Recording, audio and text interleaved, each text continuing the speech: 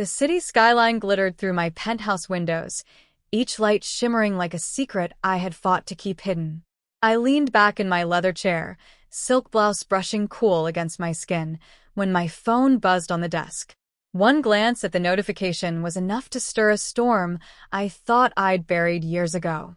It was a news alert. Annual $10 million charity gala. Hosted tonight.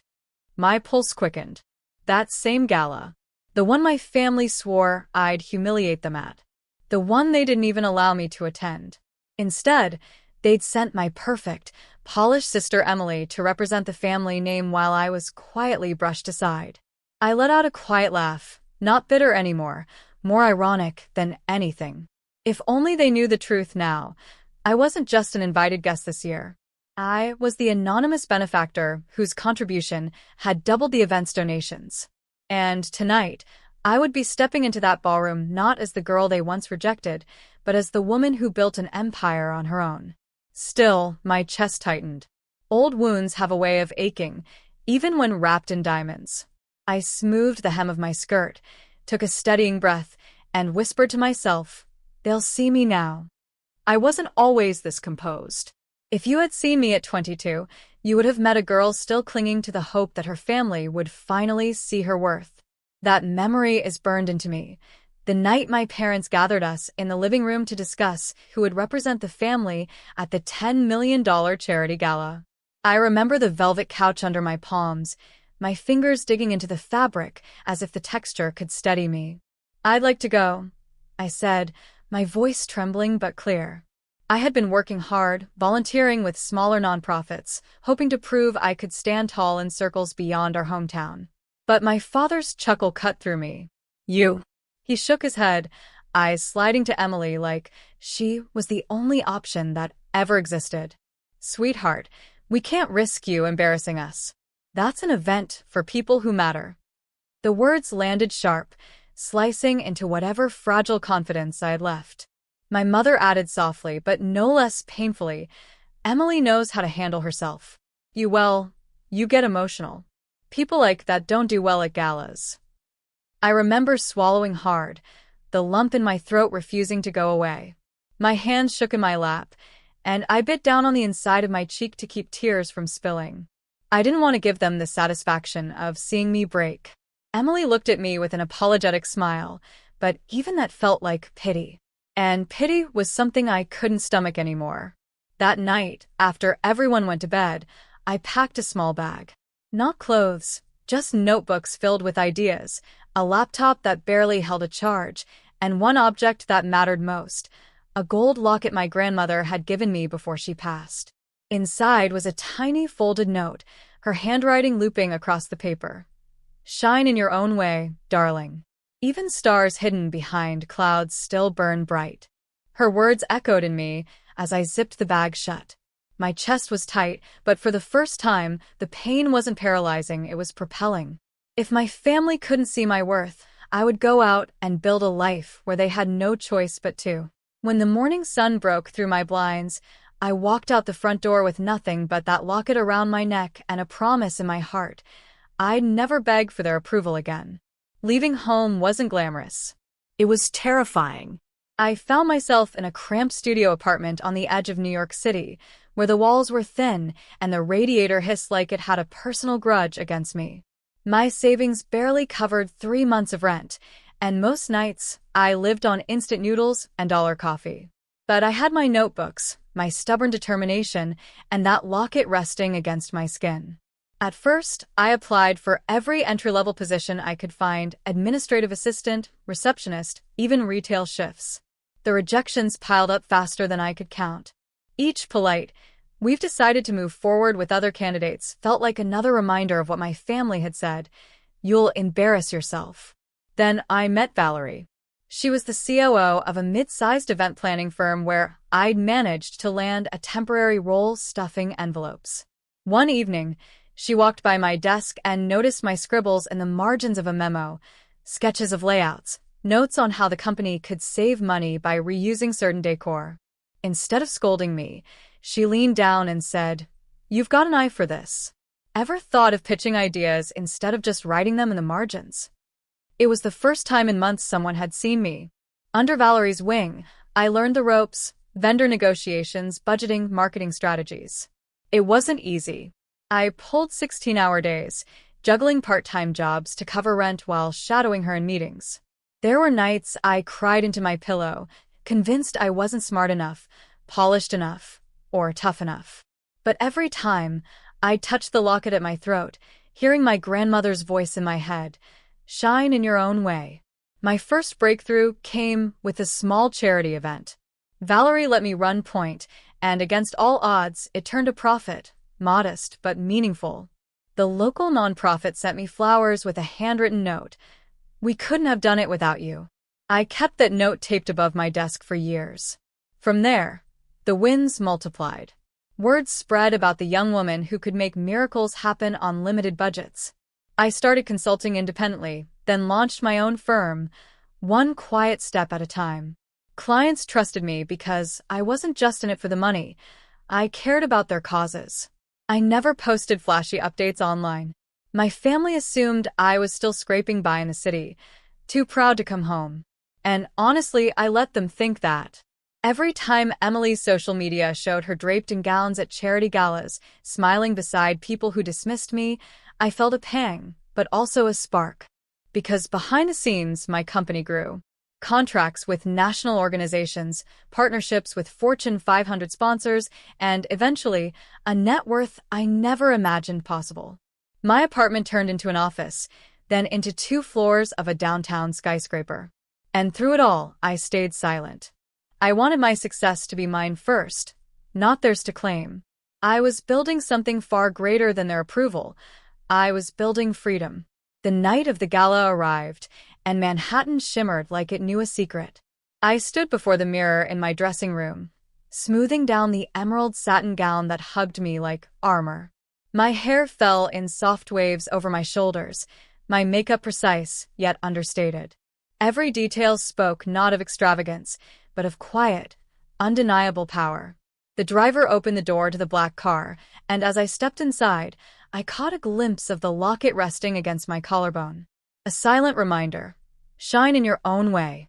The ballroom glowed with chandeliers and laughter when I entered. Waiters floated by with trays of champagne, while flashes from cameras lit the space like lightning. I saw them almost immediately, my parents, standing near the stage, Emily radiant at their side in a gown dripping with sequins. She looked exactly as I remembered, polished, poised, the daughter they paraded like a trophy. Their eyes landed on me, and I felt the jolt of recognition ripple through them. My mother's lips parted, my father stiffened, and Emily's smile faltered before she pasted it back on. "Madison?" My mother's voice was brittle as I approached, champagne glass in hand. "We didn't expect to see you here." I tilted my head, letting the corner of my mouth curve. "I'm sure you didn't." For a moment, silence pressed between us, broken only by the orchestra in the background. Then the host of the evening tapped the microphone, drawing the room's attention. "Ladies and gentlemen, we are honored to announce this year's anonymous benefactor, the single donor who doubled our fundraising goal to $20 million. The crowd erupted into applause. My family clapped too, oblivious, until the host continued. "Tonight, we'd like to thank her properly. Please welcome to the stage, Madison Carter." The world slowed. I walked past my parents, past Emily, their shock trailing after me like perfume. My heels clicked against the marble as the spotlight followed me onto the stage. I accepted the microphone, my fingers steady despite the roar of adrenaline in my veins. "Good evening," I began, my voice smooth but charged. "Some of you may know me. Many of you don't. Years ago, I wasn't considered worthy of standing in rooms like this. I was told I'd embarrass myself. So I left, and I built something of my own." Gasps, murmurs. I glanced toward my family. My father's face had gone pale, my mother's eyes glistened, Emily's grip tightened around her clutch. "But tonight," I continued, "I stand before you not as the forgotten daughter, not as the one who was replaced, but as the founder and CEO of Carter Global Events, the very firm that produced this gala. And the benefactor who ensured every child this charity supports will have not just hope, but opportunity. The applause thundered, shaking the walls. Cameras flashed. I could feel the disbelief radiating from my family, a cocktail of shame and awe that was almost intoxicating. As I stepped off the stage, donors and executives reached out to shake my hand. My name buzzed through the crowd like electricity. But I kept my eyes fixed on my family, watching their carefully built facade crack with every passing second. Finally, I stood before them again, champagne in hand. "So," I said softly, "still afraid I'll embarrass you?" My father opened his mouth, then closed it. My mother clutched her pearls. Emily's eyes shone with something between envy and regret. And for the first time in my life, I didn't need their approval. I had surpassed it. We gathered later in one of the side lounges, a quieter space where velvet curtains softened the glow of the chandeliers. The room hummed with muted jazz, but around us, the air was thick with silence. My family sat across from me like a jury suddenly stripped of authority. My father cleared his throat first. "Madison, we had no idea." His voice lacked its usual edge, replaced by uncertainty. I leaned back in my chair, crossing one leg over the other, my gown flowing like liquid around me. "Of course you didn't. You never asked." Emily shifted, her sequined dress catching the light. "Maddie, I held up a hand. "Don't. Not yet." My tone wasn't sharp, but it carried a weight that stilled her. For once, I wasn't the younger sister begging to be heard. I was the woman in control. "You all dismissed me," I said, my voice low but steady. "You made decisions about my life, my potential, without ever letting me try. You told me I'd embarrass you, and then you sent Emily in my place. Do you have any idea how that felt?" Their silence was answer enough. I leaned forward. "Now here's the thing. I don't hate you. I'm not here for revenge. But if you want a relationship with me moving forward, it comes with conditions." My mother blinked. "Conditions?" "Yes." I placed my glass on the table, the sound sharp in the stillness. "First, honesty. No more pretending, no more whispers about how I don't measure up. If you can't be honest, don't speak at all." My father's jaw tightened, but he said nothing. "Second, respect. I've built this without you, and I don't need your validation. But if you're in my life, you will respect the work I've done, even if it doesn't fit your version of success." Emily's eyes glistened. I turned to her. "And you, Emily? You don't have to compete with me anymore. But you do need to find something that's yours. Not what mom and dad expect, not what looks good on social media, something real. Until you do, you'll always feel hollow." Tears spilled down her cheeks, but she nodded, lips trembling. Finally, I touched the locket at my throat. "And third, no more control. I live my life my way. If you want to be part of it, you'll have to accept that I call the shots when it comes to me. No exceptions." The words hung heavy, but they were liberating. For years, they dictated the terms of my existence. Tonight, I rewrote them. My father looked at me, eyes dark with something I couldn't name. Pride, shame, maybe both. My mother dabbed her eyes with a silk handkerchief. Emily whispered, "I'll try, Maddie. I promise." I leaned back again, letting the silence breathe. "Good. Because I don't need you. But maybe, just maybe, I still want you. If you can rise to meet me." The power shift was complete. And for the first time, I felt not just vindicated, but free. In the weeks after the gala, things changed not overnight, but in the careful, honest increments that actually last. My parents called more often, their voices softer, less performative. My mother started sending articles about nonprofit best practices and asking questions that sounded like curiosity, not correction. My father, who had always measured love in legacy and appearances, showed up at a small community fundraiser I was consulting on, carrying a casserole like some half-forgotten ritual.